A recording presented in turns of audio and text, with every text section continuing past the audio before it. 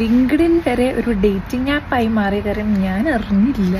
Actually ഇന്നലെ ഞാൻ ലിങ്ക്ഡിനിൽ കയറിയിട്ട് ജോബ് ഓപ്പർച്യൂണിറ്റീസ് അല്ലെങ്കിൽ വാക്കൻസീസ് വല്ലതുണ്ടോ എന്നിങ്ങനെ ചെക്ക് ചെയ്തുകൊണ്ടിരിക്കുകയായിരുന്നു. റാൻഡംലി ഒരാള് എനിക്ക് മെസ്സേജ് അയച്ചേക്കണ്, ഹേയ് പാറു.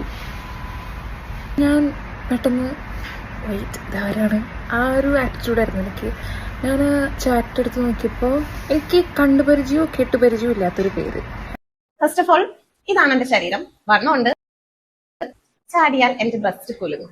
അത്യാവശ്യം ബ്രസ്റ്റുള്ള സ്ത്രീകളിൽ ഇത് അനങ്ങാതെ സ്റ്റഡി ആയിട്ട് നിൽക്കുന്ന ആരെങ്കിലും ഉണ്ടെന്നുണ്ടെങ്കിൽ ജസ്റ്റ് ഒന്ന് കമന്റ് ചെയ്യാം. ഞാൻ 2 ആഴ്ച മുന്നേ ബ്രേക്കപ്പായി ആൻഡ് ഒരു ഡേ രാത്രി സോനുവിനെ ഞാൻ ഫ്രണ്ട് ആപ്പിൽ പരിചയപ്പെട്ടു.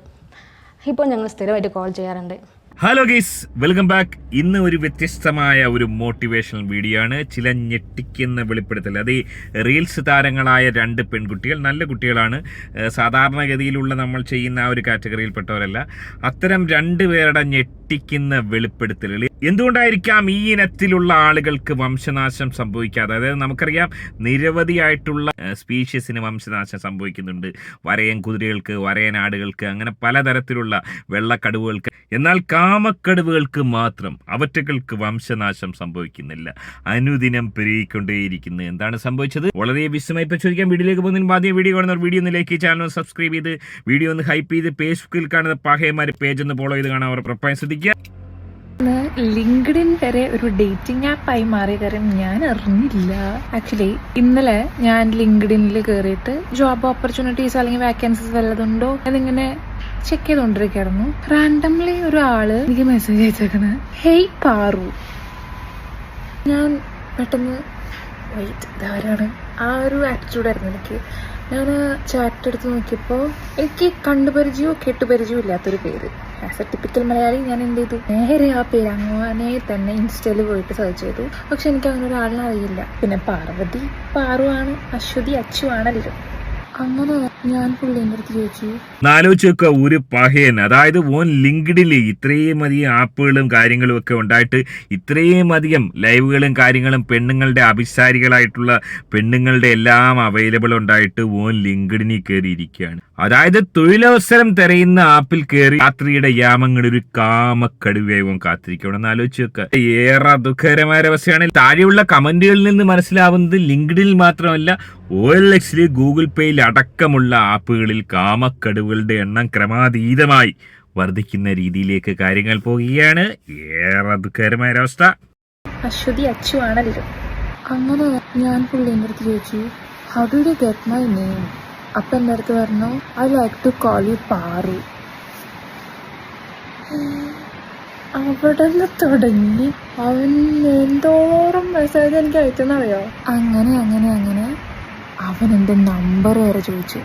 അവന് തന്നെ അവനെ പറ്റി നല്ല ബോധ്യം ഉണ്ടായിരുന്നു. കാരണം അവൻ തന്നെ എന്നോട് പറയുണ്ടായി, if you think I am a good person you can share your number, but I am not a good person, I am a bad person. He told me, commander Mahesh. ഇന്ന് അവനൊരു ഏട്ടായി ആയി തുടങ്ങി. Hey Paru, hey Paru, hey Paru. എനിക്കെന്തോ അങ്ങനെ. കാരണം LinkedIn എന്നൊക്കെ പറഞ്ഞ ഒരു പ്രൊഫഷണലിസം വെച്ച് കളിക്കുന്ന ഒരു പ്ലാറ്റ്ഫോം ആണെന്നാണ് എൻ്റെ ഗുരുക്കന്മാർ എന്നെ പഠിപ്പിച്ചത്. ഏതോ ഒരു അത് കഴിഞ്ഞിട്ട് എൻ്റെ നമ്പർ കിട്ടില്ല എന്ന് പറഞ്ഞപ്പോൾ അവൻ 18 അടവും നോക്കി. അവൻ ലാസ്റ്റ് അടവായിരുന്നു എൻ്റെ CV അയച്ചു കൊടുത്താൽ എനിക്കുള്ള ജോലി അവൻ കണ്ടുപിടിച്ച് തരാമെന്ന്. ഞാൻ വേണ്ട, ബിക്കോസ് എനിക്ക് ജോലിയാണെങ്കിൽ അത് എനിക്ക് കണ്ടുപിടിക്കാം. ബ്ലാച്ചൻ ഈ ഒരു പഹയന്റെ കുന്തളിപ്പ്, അതായത് ഇത്രയും അധികം ബെടക്ക് പെണ്ണുങ്ങൾ ഇക്കണ്ട ആപ്പുകളിലൊക്കെ ഉള്ള ഒരു സാഹചര്യത്തിൽ ഇതേമാതിരി നന്നായി ജീവിക്കുന്ന പെൺകുട്ടികളെ തേടി പോകാൻ പതിയിരിക്കുകയാണ്. ഒന്ന് ആലോചിച്ച് വെക്കുക, ഓനിക്കൊക്കെ എന്താണ് പ്രശ്നം? എന്തുകൊണ്ടാണ് ഈ രീതിയിൽ കാമക്കടുകൾ നമ്മുടെ നാട്ടിലുണ്ടാവുന്നത്? ഭക്ഷണത്തിന്റെ പ്രശ്നമാണ്. എനിക്ക് എത്ര ആലോചിച്ചിട്ട് പിടികിട്ടുന്നില്ല. എന്താണ്, ഹോർമോൺ ഇൻബാലൻസ് ആണോ, അതോ ഭക്ഷണത്തിന്റെ അനുദിനം മാറി വരുന്ന ഭക്ഷണക്രമങ്ങളുടെ പ്രശ്നമാണോ? എന്താണ് ഇതിന്റെ പ്രശ്നം? നിങ്ങളുടെ അഭിപ്രായം എന്താണ്? എന്തുകൊണ്ടായിരിക്കാം ഈ രീതിയിൽ കേരളത്തിൽ പെരുകുന്നതെന്ന് എത്ര ആലോചിച്ചിട്ടും പിടികിട്ടുന്നില്ല. ഇതൊരു ഗവേഷണ വിധേയമാക്കേണ്ട സംഭവം തന്നെയാണ്. എന്താണ് നിങ്ങളുടെ അഭിപ്രായം? എന്താണ് ഈ ഒരു വിഷയത്തിൽ? ഇനി അതുപോലെ തന്നെ മറ്റൊരു റീൽസ് താരമായ ഒരു പെൺകുട്ടിയുടെ ഞാൻ പോസ്റ്റ് ചെയ്തിരിക്കുന്ന ഒരു വീഡിയോ വരട്ടെ. എന്റെ ഈ ഒരു വീഡിയോ കൊണ്ട് ആ കമന്റ് ഇട്ട് എല്ലാവരും നന്നാവുന്നൊന്നും എനിക്ക് ഒരു പ്രതീക്ഷയില്ല. പക്ഷെ സ്റ്റിൽ എനിക്കിത് പറയണമായിരുന്നു. ഫസ്റ്റ് ഓഫ് ഓൾ, ഇതാണ് എന്റെ ശരീരം. വണ്ണമുണ്ട്, ചാടിയാൽ എന്റെ ബ്രസ്റ്റ് കുലുങ്ങും. അത്യാവശ്യം ബ്രസ്റ്റ് ഉള്ള സ്ത്രീകളിൽ ഇത് അനങ്ങാതെ സ്റ്റഡി ആയിട്ട് നിൽക്കുന്ന ആരെങ്കിലും ഉണ്ടെന്നുണ്ടെങ്കിൽ ജസ്റ്റ് ഒന്ന് കമന്റ് ചെയ്യാം. നിങ്ങൾക്ക് ഇഷ്ടമല്ലാത്തൊരു കാര്യം കണ്ടു കഴിയുമ്പോൾ അത് എന്തുകൊണ്ട് ഇഷ്ടപ്പെട്ടില്ല എന്ന് പറയാം. പക്ഷെ അതല്ലാണ്ട് ഒരു പെൺകുട്ടിയെ സെക്ഷലൈസ് ചെയ്തിട്ടുള്ള കമന്റ്സ് ഇട്ടോണ്ടോ അല്ലാന്നുണ്ടെങ്കിൽ അവളെ ബോഡി ഷെയിം ചെയ്തോണ്ട് ആ പെൺകുട്ടി കരഞ്ഞ് വീട്ടിലിരിക്കുന്നാണോ ചേട്ടന്മാരുടെയൊക്കെ വിചാരം? കുറെ നാളുകൾക്ക് മുന്നേ ആണെന്നുണ്ടെങ്കിൽ ഓഫ്കോഴ്സ് ഞാൻ ചിലപ്പോൾ ഒരു 1-2 മാസം വീട്ടിൽ കരഞ്ഞു പോയി വിളിച്ചിരുന്നേനെ. പക്ഷേ തെറ്റ് ചെയ്യാത്ത പക്ഷം നമ്മൾ ആരും കരഞ്ഞു പോയി വിളിച്ചിരിക്കേണ്ട ആവശ്യമില്ലല്ലോ. ഈ കമന്റ് ഇട്ടവന്മാര് ഒരു വിഷമവും ഒരു റിഗ്രറ്റും ഇല്ലാണ്ട് ഈ റോഡിൽ കൂടെ കണ്ട പെമ്പിള്ളാരുടെ ബ്രസ്റ്റ് നോക്കി പോകുമ്പോൾ ഇത് നേരെയായിട്ടുള്ള നമ്മൾ എന്തിനാ വീട്ടിൽ കരഞ്ഞു പോയി ഇരിക്കുന്നത്? ആൻഡ് ഇനിയും സന്തോഷം വന്നു കഴിഞ്ഞാല് എനിക്ക് തുള്ളിച്ചാടാൻ തോന്നിക്കഴിഞ്ഞാൽ ഞാൻ തുള്ളിച്ചാടും. ആൻഡ് നിങ്ങൾക്കത് കണ്ടിട്ട് അതിന് സെക്ഷലൈസ്ഡ് ആയിട്ട് തോന്നുകയാണെന്നുണ്ടെങ്കിൽ അത് എന്റെ കുഴപ്പമല്ല, നിങ്ങളെ വളർത്തിയവരുടെയും നിങ്ങളുടെ കൂടെ വളർന്നവരുടെയും ഒക്കെ പ്രശ്നമാണ്, എന്റെ പ്രശ്നമല്ല. എല്ലാ ആണുങ്ങളെയല്ല ഞാൻ ഈ പറഞ്ഞത്. ഈ നല്ല അമ്മയ്ക്ക് പറക്കാത്ത കുറെ ആണുങ്ങൾക്കിടയിൽ നല്ല കുറെ ആൺകുട്ടികളെ ഞാൻ കണ്ടു. അത്രയും സൈബർ ബുള്ളിങ് നേരിട്ട ടൈമിൽ എന്നെ ഒരുപാട് സപ്പോർട്ട് ചെയ്ത് ഒരുപാട് ഈവൻ എനിക്ക് ഒരു പരിചയമില്ലാത്ത സ്ട്രേഞ്ചേഴ്സ് ആയിട്ടുള്ള ആൺകുട്ടികൾ വരെ ഉണ്ടായിരുന്നു. And really thank you so much. എന്റെ ഈ ഒരു വീഡിയോ കൊണ്ട് ആ കമന്റ് ഇട്ട് എല്ലാവരും നന്നാവുന്നൊന്നും എനിക്ക് ഒരു പ്രതീക്ഷയില്ല. പക്ഷെ സ്റ്റിൽ എനിക്കിത് പറയണമായിരുന്നു. ഒന്നാലോചിച്ച് നോക്കുക, ഇവിടെ ഈ ഒരു റീൽസ് താരം സാധാരണ നിലയ്ക്ക് പെണ്ണുങ്ങൾ ചെയ്തു വരുന്ന ആ ഒരു രീതിയിൽ മെമ്പർഷിപ്പ് ലൈവോ അത്രയും എക്സ്ക്ലൂസീവ് കണ്ടന്റ് ഒന്നുമില്ല. നല്ല നിലയ്ക്ക് വീഡിയോ ചെയ്തു പോകുന്ന നല്ല വസ്ത്രം ധരിക്കുന്ന ഒരു പെൺകുട്ടി, അഞ്ജന എന്ന് പറയുന്ന ഒരു പെൺകുട്ടി. ഓളൊന്ന് ചാടിയപ്പോൾ വീഡിയോയുടെ കമന്റ് ബോക്സിൽ കാമക്കടവുകളായി മാറുന്ന, അതായത് പ്രായാധിക്യം വന്ന പഹയന്മാരെയാണ് കാണാൻ സാധിക്കുന്നത്.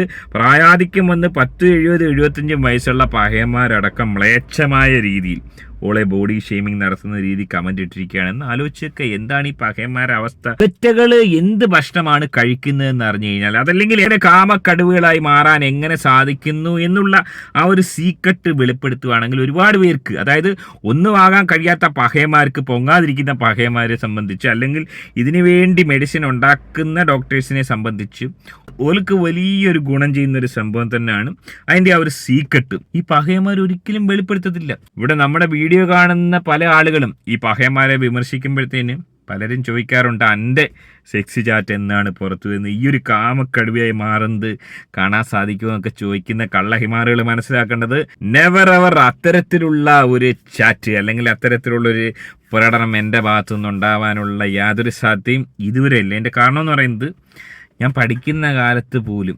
അങ്ങോട്ടൊരാളോട് പ്രേമിക്കുമ്പോൾ പോലും അങ്ങോട്ടൊരാളോട് ആക്ച്വലി പറഞ്ഞിട്ടില്ല. ഇങ്ങോട്ട് വന്ന് പറഞ്ഞ കള്ളഹിമാറുകളോടൊക്കെ ഇഷ്ടമാണെന്ന് അന്ന് പറഞ്ഞിട്ടുണ്ട്. പിന്നീട് അത് തെറ്റാണെന്ന് തോന്നി. അങ്ങോട്ട് തോന്നിയ പല ആൾക്കാരോടും പറയാതാണ് ഇരുന്നിട്ടുള്ളത്.